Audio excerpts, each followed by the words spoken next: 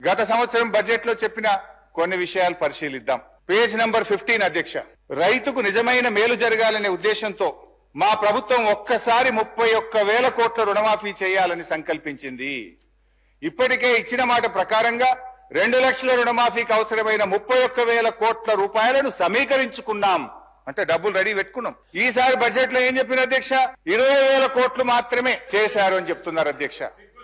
పోనీ మిగతాది ఎప్పట్లోగా చేస్తారో చెప్పడం లేదు అధ్యక్ష. ఇంకా ఆ ఉపన్యాసంలో బట్టి గారు ఎంత దూరం పోయి మమ్మల్ని విమర్శించిందంటే అధ్యక్ష, సిగ్గుచేట అధ్యక్ష. చేతగానమ్మకు మాటలు ఎక్కువ అన్నట్లు రుణమాఫీలో పూర్తిగా విఫలమైన గత ప్రభుత్వ నాయకులు మా చిత్తశుద్ధిని శంకిస్తూ ప్రజలను తప్పుదోవ పట్టించేందుకు శతవిధాలా ప్రయత్నం చేస్తున్నాం. ఇవాళ ఎవరు చేతగానోళ్ళు అధ్యక్ష? ఇవాళ చేతగానోళ్ళు ఎవరు? మాట తప్పినోళ్ళు ఎవరు? చిత్తశుద్ధి లేని వాళ్ళు ఎవరో ఈ శాసనసభ సాక్షిగా ఈ రాష్ట్ర ప్రజలందరికీ అర్థమైంది కదా అధ్యక్ష. ఏమైంది 31,000 కోట్లు నిధులు సమీకరించుకున్నామని మీ ప్రసంగంలో చాలా గట్టిగా చెప్పారు కదా, ఏమైంది బట్టి గారు అని చెప్పి నేను అడుగుతా ఉన్నా. అదేవిధంగా పేజ్ నంబర్ 17 అధ్యక్ష, రైతు భరోసా పేరిట ఎకరానికి 15,000 చెల్లించాలి మా ప్రభుత్వ సంకల్పం అన్నారు. ఏమైంది మీ సంకల్పం?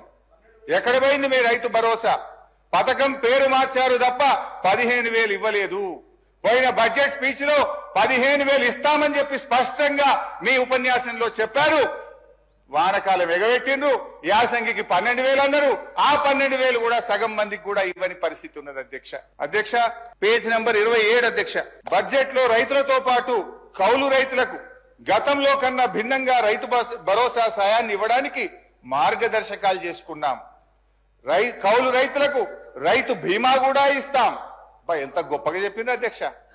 అది విన్న కౌలు రైతుల గుండెలు ఉప్పొంగినాయి ఆ రోజు. కానీ ఇవాళ అదే కౌలు రైతుల గుండెలు ఔసిపోతున్నాయి అధ్యక్ష.